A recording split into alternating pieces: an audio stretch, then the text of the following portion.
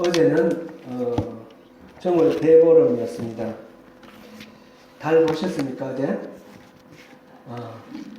어제 여기서 제가 교회에 있다가 나갔는데, 교회에 있을 때는 나갈 때 달이 이렇게 떴어요. 근데 저희 동네 가니까 구름이 껴가지고 달이 안 보였어요. 어릴 때는 이 정월 대보름 날 큰 명절이에요. 오곡밥을 먹고 또 나물을 많이 먹었습니다. 그래서 조리, 옛날에 그 살이는 조리 있었죠. 돌 가르는 조리를 섣달 금음날 동네에 이렇게 뿌려 놓습니다. 그러면 이제 그 조리를 가지고 보름에 그 조리를 들고 가서 집집 다니면서 잡곡밥을 얻어와요. 애들이.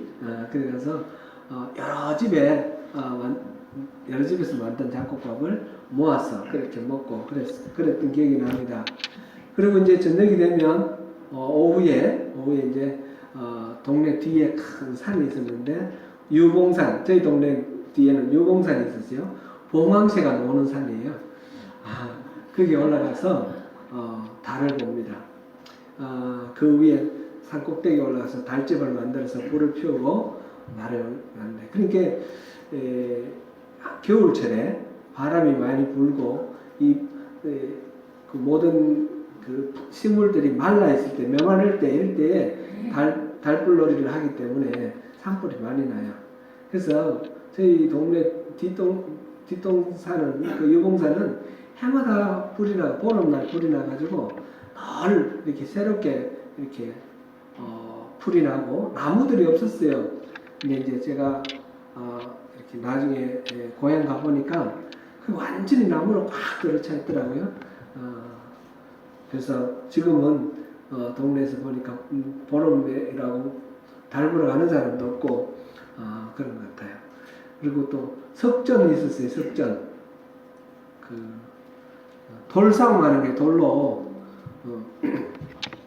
우리 동네 바로 뒤에 산이 있기 때문에 우리가 먼저 올라가요. 먼저 올라가 돌을 모아서 이렇게 모았으면 또 딴 동네 애들이 올라옵니다. 올라오고 돌로 때리는 거예요. 그러다가 뭐 머리도 깨지고 다치기도 하고. 그 석전을 옛날부터 했는가 봐요. 그렇게 해가지고 올라오면 그 돌 던지는 그 사이를 뚫고 올라옵니다. 애들이 올라오면 그때부터 같이 어울려서 달불놀이를 합니다. 그 대신 읍내에 갈 때는 그 동네 애들이 우리를 늘 그 길목에서 지키고 있다가 못 들어서 때리고 막 그랬습니다.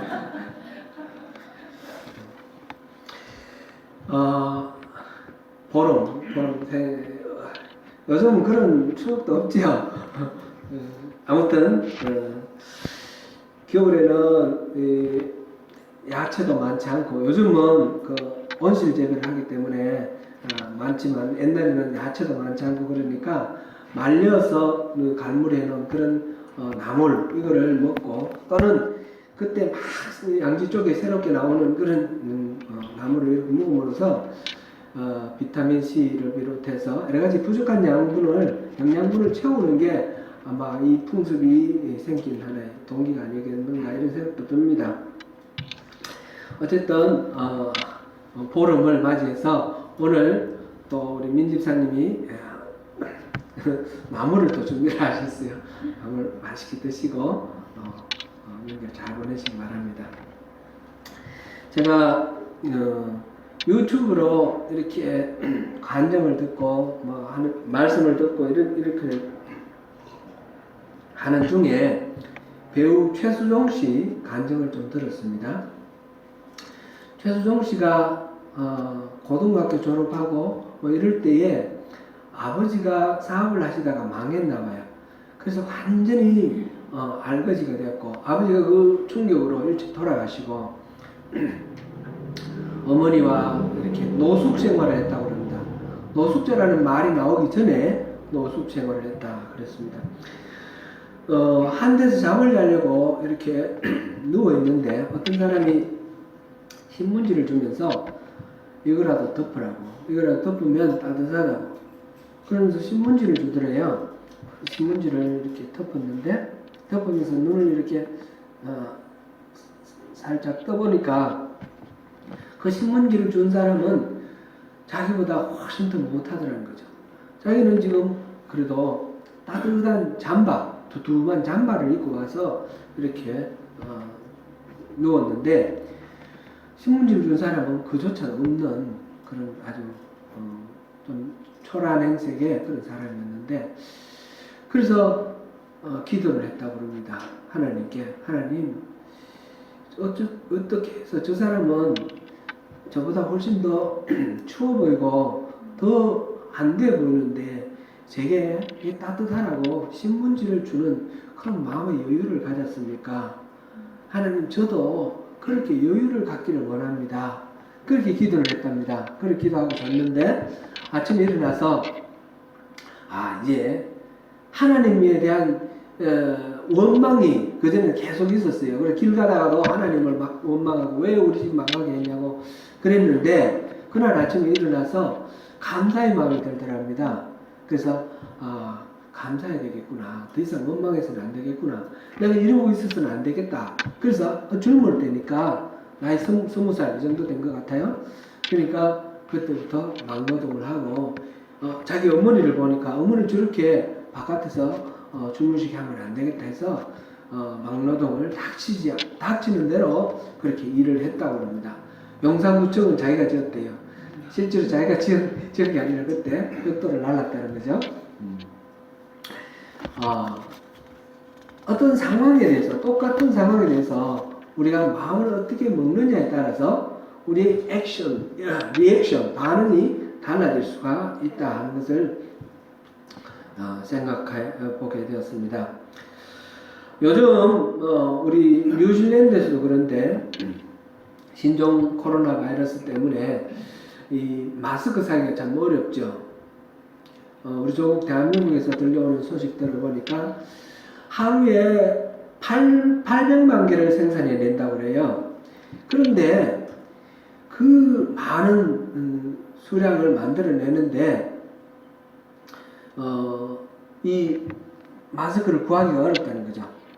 매장에는 항상 텅텅 비어있고 나오면 금방 30분 만에 다 팔리고 왜 이런 일이 일어나는가 하면 이 중간에 유통하는 유통업자들이 조금 더 가격이 오를 때 이럴 때 좀 내놓으려고 그리고 또 미세먼지도 많고 그러니까 손해 볼 일은 없다고 생각하고 좀 사재기를 하는가 봐요.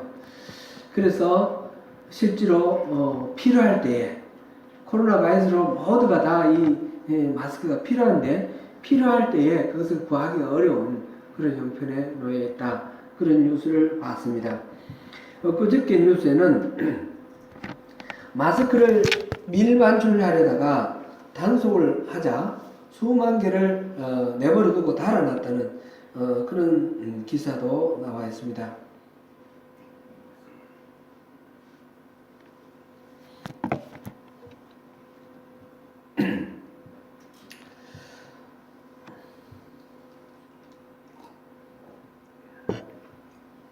이 와중에 이 바이러스 때문에 사람들이 난리치는 이 와중에 한미천 잡으려고 마스크를 웃돈을 주고 사모으고 불법적으로 주로 중국 사람들이죠.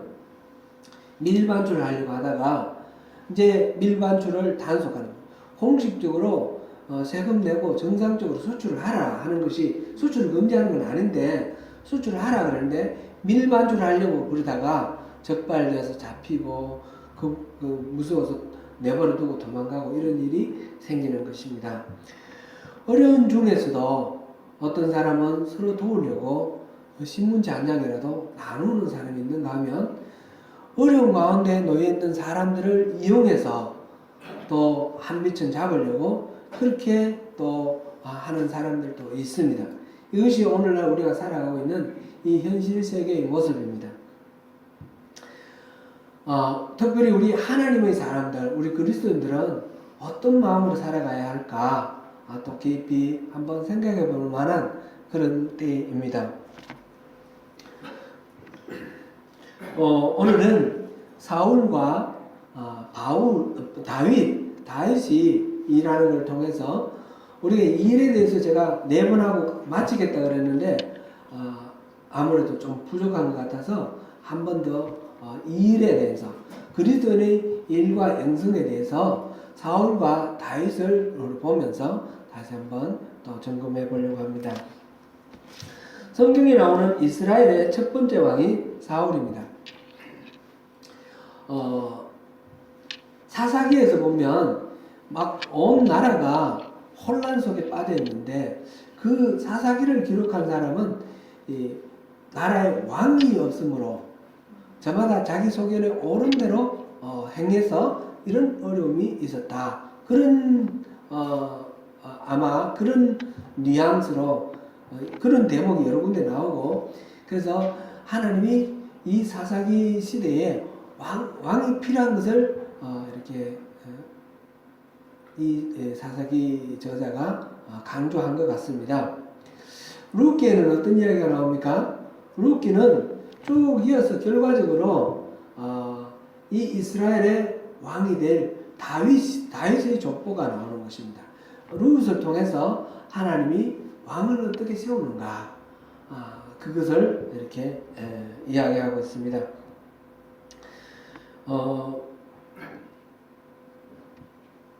이스라엘 백성들이 이웃 나라들을 보면서 왕을 달라고 그렇게 하나님께 졸랐을 때 하나님은 하나님 자신이 왕이시기 때문에 인간 왕을 주는 것을 원하지 아니하셨습니다. 그리고 세상 왕이라는 것은 사람들 위에 군림해서 사람들을 억압하고 착취해서 자기 권력을 독점하는 그런 존재들이기 때문에 그거는 하나님 뜻에 맞지 않는 그런 왕들이었습니다. 그래서 내가 만약 왕을 주면 왕은 아무래도 그렇게 될 가능성이 높다. 너희들을 그 세금으로 너희들 농사짓고 일한 결과를 빼앗아갈 것이며 너희 아들과 딸들을 데려다가 부려먹고 그렇게 할 것이다. 그렇게 하나님이 말씀하십니다. 이게 사무엘상 8장에서 8장 4절에서 22절에 자연스럽게 자세하게 나옵니다. 근데 이스라엘 사람들은 그런 거 하나님의 경고에 대해서는 아랑곳하지 않고 우리에게 꼭 왕이 필요합니다. 왕을 달라고 계속해서 조르죠. 그래서 하나님이 마침내 왕을 주십니다. 그 첫 번째 왕이 바로 사울이죠. 사울이 왕이 되는 데는 세 단계를 거칩니다. 첫 번째 단계는 사무엘이 자기 아버지의 안나기를 찾기 위해서 찾아온 그 사울을 보고 이 사울이 하나님이 왕으로 삼으시는 사람이다 라는 걸 알고 그 사울에게 기름을 부어서 왕으로 삼습니다. 이때 제1단계에서는 사울과 사무엘 둘만 알고 있는 그런 상태죠. 왕으로 기름 부음은 받았지만 이 사울은 왕으로서 역할을 하는 것이 아니고 그냥 자기 아버지의 아들로서 집으로 돌아갑니다. 그 다음에 2단계는 이 사무엘이 미스바에 온 나라 백성들을 다 불러 모읍니다. 불러 모아서 여러분들이 원하는 왕을 하나님이 주십니다. 그러면서 우리 하나님이 어떤 왕을 주시는지 우리 한번 제비 뽑기로 정합시다. 그래서 각 지파별로 제비를 뽑고 각 지파에 있는 가문별로 제비를 뽑고 그리고 제비를 뽑혀서 마침내 기스의 아들 사울이 그 제비를 뽑습니다. 그래서 사울이 왕이 되는 거죠.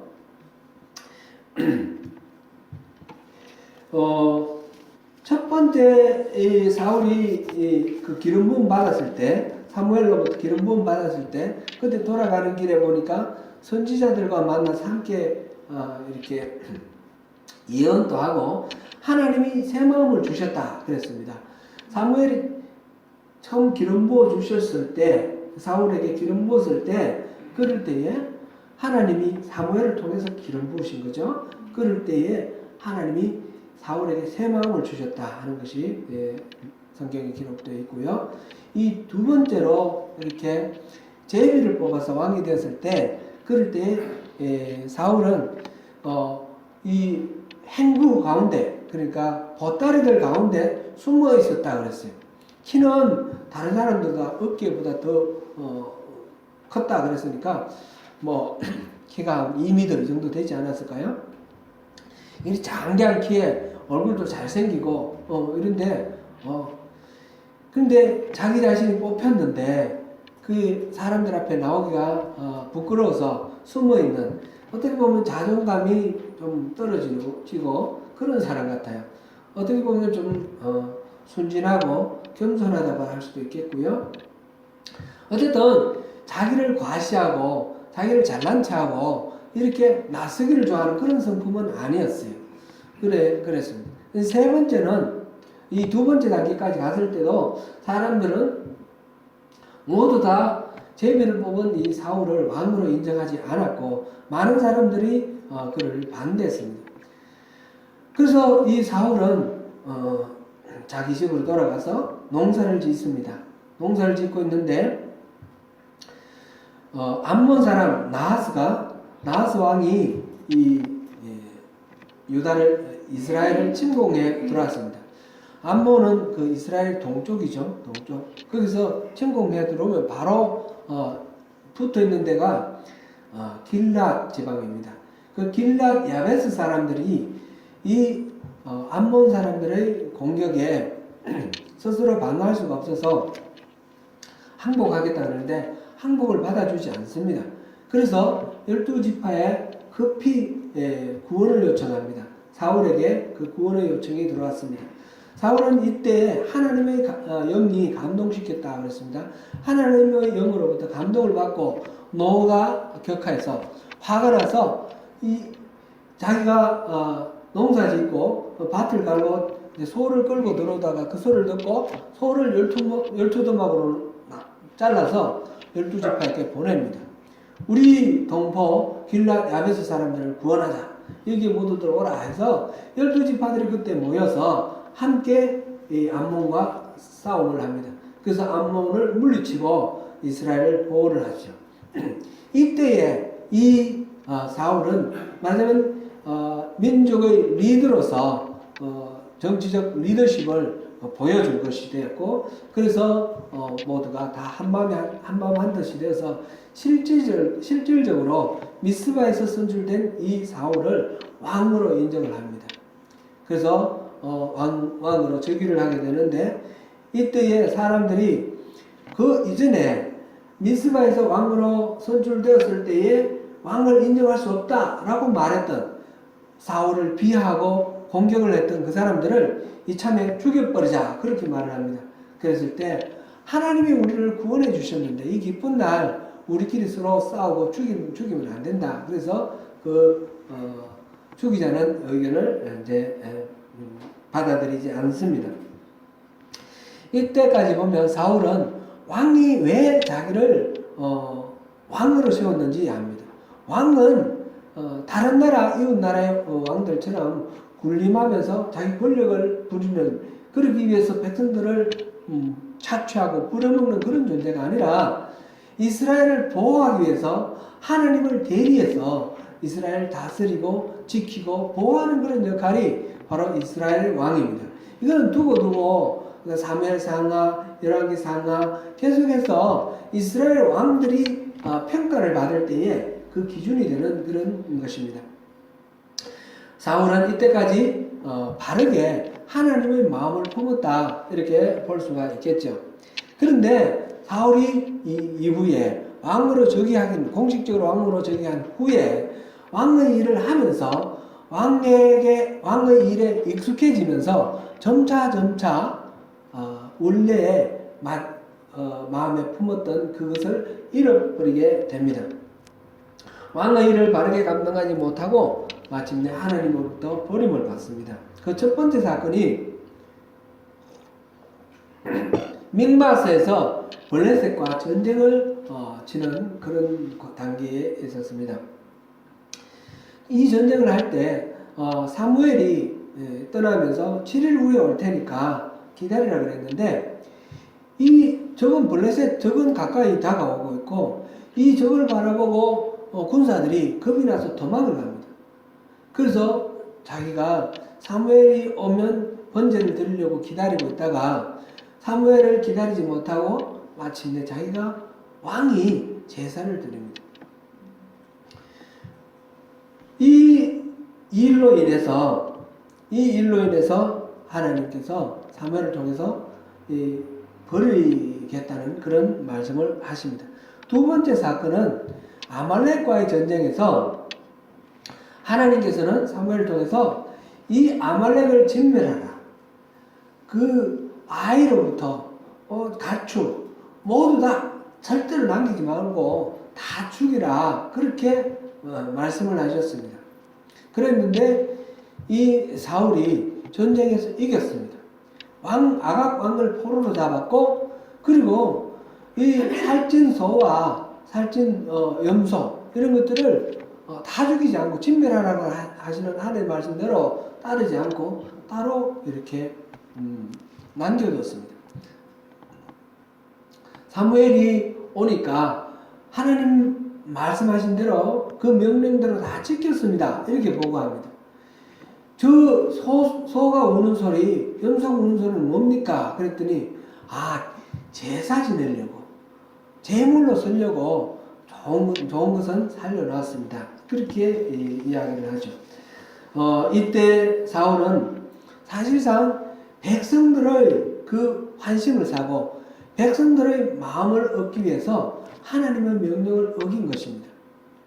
그래서 하나님께서 징계를 하시고 당신을 버리겠다 이렇게 말하니까 그 사울이 사무엘을 바지가랑이를 잡고 제발 내가 하나님께 경배하도록 제사를 지내도록 해달라는 거죠. 경배하도록 해달라고. 이거는 진짜 하나님을 경배하기 위해서가 아니라 장로들 앞에서, 백성들의 대표들 앞에서 내가 경배하는 걸 통해서 백성들의 그 마음이 내가 아직 하나님으로부터 버림받았다는 것을 모르고 나를 지지하도록 나를 지원해달라. 그런 이야기입니다. 하나님을 두려워하는 말이 아니라 백성들을 두려워하는 그런 이야기입니다. 이 두 사건은 모두 다 하나님께 예배하는 일과 연결이 되어 있습니다. 사무엘을 기다리지 않고 자기가 직접 예배를 주관한 일이나 예배에 쓸 예물이라는 핑계로 그 짐승들을 죽이지 않고 하나님 명령에 따르지 않은 이 일이나 둘 다 예배와 관련이 되었습니다. 이 예배와 관련된 하나님을 만나는 것이고 하나님과 교제를 하는 것이 예배인데, 하나님 말씀 듣고 하나님께 우리 삶을 아뢰고 이게 예배인데, 하나님을 만나는데 하나님을 순종하지 않는 것과 지금 이렇게 관련이 되어 있습니다. 첫 번째 사건에서는 적들이 눈앞에 가까이 다가오자 7일을 기다리라는 그 이야기를 그 사무엘을 통해서 하신 말씀을 어기고 자기가 직접 제사를 지내는 거죠. 눈에 보이지 않지만 언제나 신실하시다는 이 하나님에 대한 신뢰가 있었더라면 눈에 보이는 현상이 어떻든지 간에 믿음으로 그것을 지킬 수 있었겠지만 하나님을 믿지 못해서 순종하지 못한 그런 모습입니다. 두 번째 사건도 마찬가지 아닙니까? 하나님이 진멸하라고 하신 그것을 따르지 않았습니다. 그리고는 하나님 말씀대로 다 행했다라고 이야기를 합니다. 이 두 가지 다 이 예배 관련된 일에서 하나님 순종하지 않는 이 모든 일들이 결국은 무엇 때문에 그렇게 됐습니까? 백성들의 관심을 사기 위해서입니다. 백성들의 지지를 얻기 위해서입니다. 사실 사울이 왕이 되는 단계에 세 단계를 거쳤지 않았습니까? 세 단계를 거치는 과정 속에서 하나님이 기름 부어 주셨지만 백성들로부터 인정받는 그 미스바의 그 제비 뽑는 사건과 그 다음에 암몬 족속 나하스의 공격에 맞서서 싸우는 그런 전쟁을 통해서 이 리더십을 입증하는 그런 과정이 필요했습니다. 곧 하나님이 인정하시지만 백성들의 인정도 필요했습니다. 그러나 이 백성들의 인정은 어디까지나 하나님의 인정을 전제로 한 것입니다. 지금 두 분의 이 잘못을 통해서 이 예배에 대해서 하나님 불순종하는 이런 일은 백성들의 환심을 사기 위해서 하나님을 잊어버렸습니다. 왕의 그 직업에 익숙해지면서 그 이전에는 하나님이 새 마음을 주셨고 하나님이 영이 그를 감동시켜 주셨고 이런 하나님의 영과의 교제가 있었는데 왕의 일에 익숙해지면서 그 일에 몰두하면서 하나님과의 관계를 잊어버렸습니다. 하나님의 그 영의 감동을 받았다 이런 게 없어지고요. 하나님의 영을 추구하는 것도 없어집니다. 그리고 이 일 하나님이 맡겨주신 백성을 다스리는 이 일에 골몰하면서 백성만 생각하고 하나님을 생각하지 않는 그런 과오를 저지르게 됩니다. 하나님을 만나고 하나님을 섬기는 예배 관련해서 예배를 받으시는 하나님을 신뢰하지 못하고 겉으로 형식적인 예배 행위만 그렇게 하였습니다. 아니 그보다는 예배를 받으시는 하나님께는 관심이 없었고 백성들의 반응이 두렵고 백성들의 지지만 관심을 두었습니다. 사울은 왕으로서의 자기 일을 잘한 것처럼 보이지만 그 일이 하나님 주신 직분과 하나님 주신 일이라는 그 본질적인 의미를 잊어버렸습니다. 사울은 하나님께 기름 부음을 받은 자로서 일을 해서 결국 그 일을 통해서 하나님의 주권을 드러내야 되고 나타내야 됩니다. 일은 하나님의 부르심이라 그랬습니다. 우리 그리스도인의 모든 일이 하나님의 부르심이라 그랬습니다. 그러므로 우리는 무슨 일을 하는지 그것이 세속직이 따로 있고 성직이 따로 있는 것이 아니라 다 성직입니다. 근데 그 성직을 통해서 하나님을 나타내야 합니다. 하나님이 그 직분을 우리에게 주셨다는 것을 인정한다면 그 일을 통해서 우리가 하나님이 주인이심을 증거를 해야 되는 것입니다. 사울을 버리신 하나님은 그 사울 대신 다윗에게 기름을 붓습니다. 사무엘을 베들레헴 사람 이새의 집에 가서 거기에 이새의 아들 가운데 8아들이 있는데 제일 그 막내 아들 다윗에게 기름을 붓는 것으로 다윗을 왕으로 세우죠. 사무엘을 통해서 다윗에게 기름을 부어주신 하나님께서 다윗에게 맨 먼저 하게 하신 일이 뭔가 보면 사울왕을 도와서 그의 신복이 되게 하는 것입니다. 이게 병기 드는 사람, 무기를 드는 사람이라고 그랬는데 이거는 신복 중에 신복이죠. 늘 무기를 들고 쫄쫄 다니다니까 필요할 때 무기를 주고 그러니까 생사를 같이 하는 사람이에요. 다윗이 그렇게 사울을 가까이서 섬기면서 특별히 이때는 사울이 하나님을 잊어버렸습니다. 하나님으로부터 버림을 받았습니다. 하나님의 영이 떠나갔으니까 그 자리에 악한 영이 들어왔습니다. 악한 영이 들어와서 말하자면 정신병자가 됐습니다. 사울이 이상한 행동을 합니다. 그럴 때에 이 악령으로 인하여 괴로워하고 고통하는 사울을 위해서 이 다윗이 피리를 불어줍니다. 그랬을 때 다윗은 이 수금을 탄다고 했어요. 피리를 불어주는 게 아니군요. 하프, 수금 손으로 치는 수금 이거를 현악기 이거를 치면 오늘날에 이제 말하자면 음악 치료법이죠. 뮤직 테라피 이걸 통해서 이제 이 악령이 나가고 이 사울이 정상으로 돌아오는 거죠. 그렇게 가까이서 신복으로 일하는 그것이 다윗이 처음으로 한 일입니다. 하나님의 그 창조 질서대로 혼란에 빠진 이 사울의 그 정신세계를 하나님의 음악을 연주해 주면서 정상으로 회복하고 카이오스를 코스모스로 바꾸는 그 일을 했습니다. 다윗은 왕으로 기름 부음을 받았지만 실제로 유다의 왕으로 되기까지는 이로부터 정확한 숫자는 모르지만 약 한 15년 정도의 시간이 지나갑니다. 다윗이 유다의 왕이 됐을 때 30살이라 그랬고 아마 이때는 한 15살쯤 되지 않았을까 그런 추정을 하는데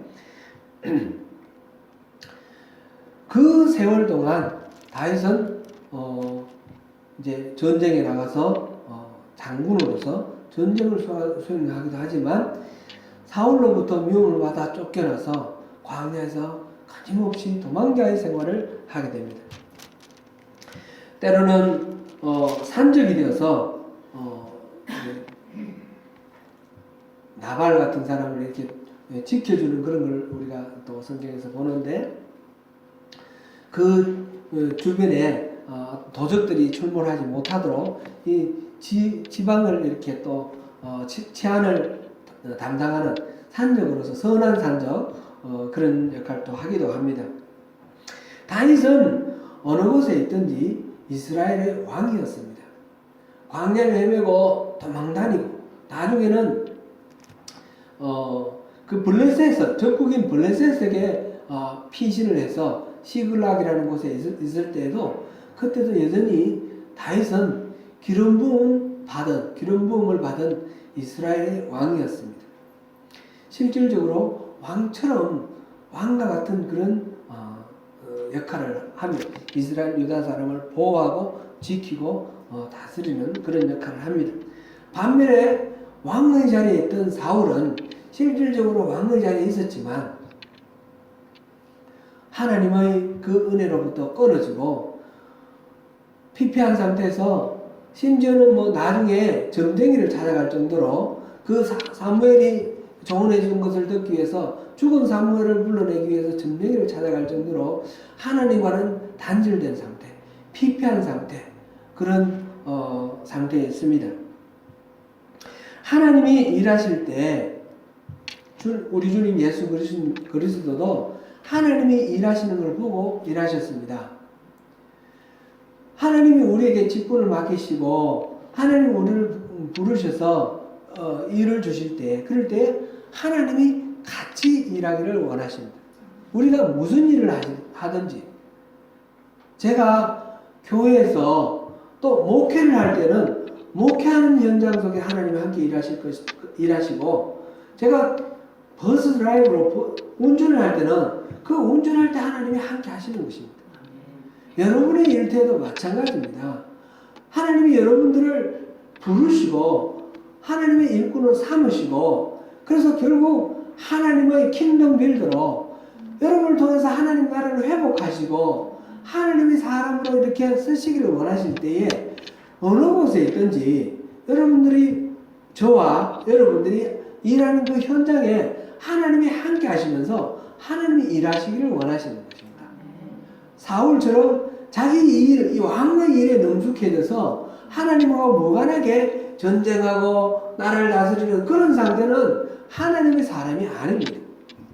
비록 도망자로서 그 광야를 헤맬 때라도 하나님은 항상 다윗과 함께 하셨습니다. 다시 올라갈까요? 물으면 올라가라. 또는 올라가면 안 된다. 항상 다윗이 하는 모든 일들에 하나님이 동행하시는 것을 우리가 봅니다. 그리스도의 일은 그렇게 하나님을 부르시고 하나님이 일하시는 하나님의 일터입니다. 성직이 따로 있는 것이 아니라 하는 것을 우리가 누차 살펴봤습니다. 어느 일이나 하나님을 위해 구별되어 있을 때 그것이 성직이 되는 것이고 그 성직은 나 혼자 하는 일이 아니라 하나님이 더불어 하시는 일입니다. 우리는 모두 영성 깊은 그리스도인이 되기를 원합니다.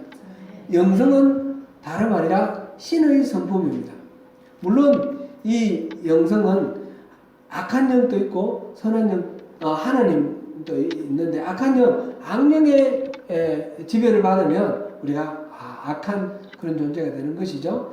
영성 깊은 그리스도인이 된다 할 때는 악령하고는 상관없이 성령, 하나님의 영으로 충만한 것, 하나님의 성품이 우리를 통해서 나타나는 것, 그것이 바로 영성 깊은 그리스도인의 모습 아니겠습니까? 그것은 다름 아니라 우리 안에 성령님이 임하셔서 성령의 열매가 맺혀지는 상태입니다. 성령으로 충만해져서 하나님 성품이 나타나는 것입니다. 하나님의 다스림을 온전히 받아들이는 상태, 하나님 임재 안에서 살아가는 그런 상태가 바로 영성 깊은 상태입니다. 우리가 무슨 일을 하든지 어느 곳에서 어떤 모습으로 살아가든지 하나님은 우리를 택하시고 부르셔서 하나님 나라를 회복하고자 하시는 킹덤 빌더로서 거룩한 사명자로 우리를 세우셨습니다. 그 모든 일들에서 하나님과 동행하시면서 하나님은 우리를 통해서 말하시고 하나님은 우리를 통해서 일하게 하시는, 하나님은 온전히 우리를 다스리시는 영성 깊은 그리스도인으로 매일매일 삶 속에서 승리하시는 저와 여러분이 되시기를 축원합니다. 기도하겠습니다.